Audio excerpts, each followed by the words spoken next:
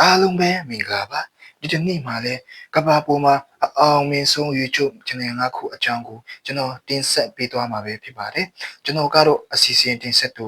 Mr. View ပဲဖြစ်ပါတယ်နံပါတ်1ကတော့ Mr. Beast YouTube channel ပဲဖြစ်ပါတယ်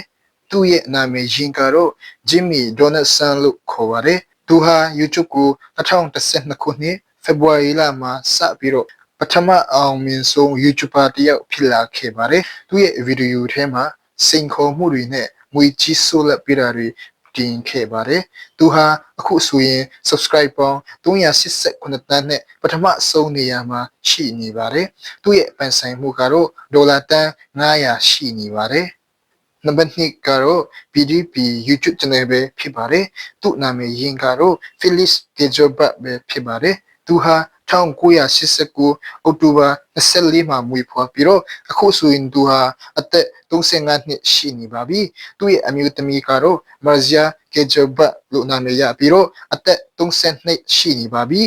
PDP ဟာ YouTube ကို2006ဒီဇင်ဘာ19ရက်နေ့မှာစတင်ခဲ့ပါတယ် PDP ရဲ့ YouTube channel ဟာ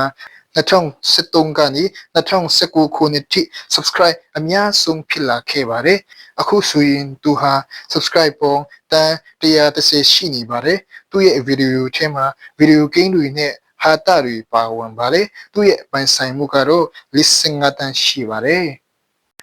နံပါတ်3 Kid Dinosaur YouTube channel ပဲဖြစ်ပါတယ်သူမဟာယူကရိန်းနဲ့အမေရိကန်ကပြဖြစ်ပြီးတော့အခုဟာဆိုရင်သူမဟာအသက်10နှစ်ရှိနေပါပြီသူမရဲ့ YouTube subscriber ပေါင်းကတော့133တန်းရှိပြီးတော့ဗီဒီယိုတွေမှာကလေးတွေကစားတာတွေနဲ့တင်ယူတာတွေပါဝင်ပါတယ်သူမရဲ့ပိုင်ဆိုင်မှုကတော့ဒေါ်လာတန်း289တန်းရှိပါတယ်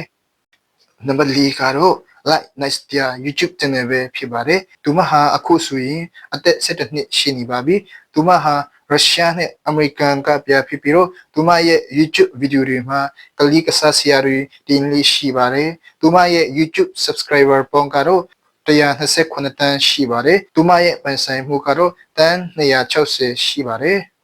နံပါတ်5ကတော့ Black and Nikki YouTube channel ပဲဖြစ်ပါတယ်။သူတို့နှစ်ယောက်ဟာညီကိုတွေဖြစ်ကြပြီးတော့အမေရိကန်နိုင်ငံသားရုရှားလူမျိုးနှစ်ယောက်ဖြစ်ပါတယ်။အမေရိကန်နိုင်ငံသားရုရှားလူမျိုးနှစ်ယောက်ဖြစ်တဲ့ Black and Nikki ရဲ့ YouTube subscribe ပေါင်းကတော့39တန်းကျော်ရှိနေပါတယ်။သူတို့ရဲ့ YouTube ဗီဒီယိုတွေထဲမှာစိတ်ဝင်စားစရာဇာတ်လမ်းတွေနဲ့ကစားစရာတွေပါဝင်ပါတယ်။သူတို့ရဲ့ပိုင်ဆိုင်မှုကတော့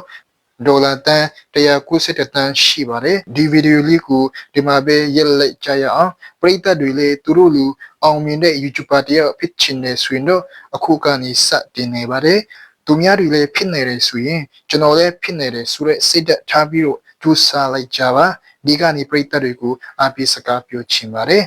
အားလုံးကြည့်ရှုပေးတဲ့ပရိသတ်တွေအားလုံးကျေးဇူးတင်ပါတယ်